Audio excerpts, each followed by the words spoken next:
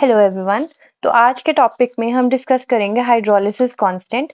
तो अगर मैं इसकी बात करूं तो आपके पास यहाँ पे मैंने प्रीवियस लेक्चर में अपलोड कर रखा है। आपका जो सॉल्ट है that is reacting with water to form what? To form HA, है ना, to form acid and a base, right.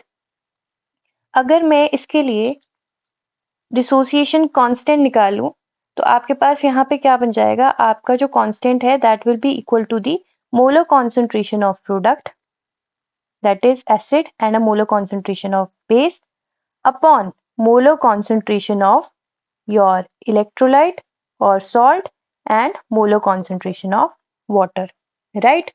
अब अगर मैं हाइड्रोलिसिस कांस्टेंट की बात करूं तो आपके पास यहाँ पे K into molar concentration of water is equal to क्या? Hydrolysis constant.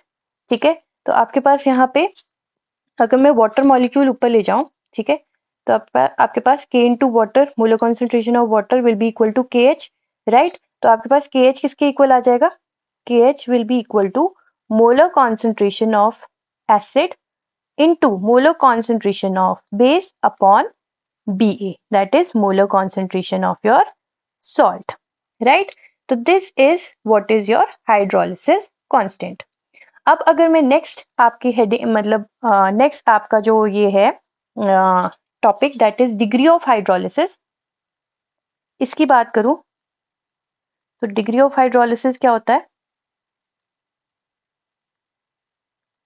किससे डिनोट करते हैं हम? H से डिनोट करते हैं, ठीक है, राइट। तो it is fraction of total amount of salt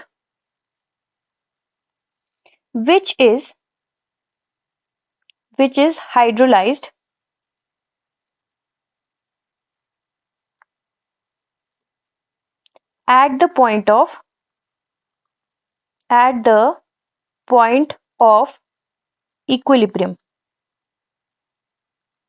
at the point of equilibrium, ठीक है। so it is a fraction of total amount of salt which is hydrolyzed at the point of equilibrium, ठीक है। इसको हम कैसे लिख सकते हैं? तो H will be equal to number of moles of salt hydrolyzed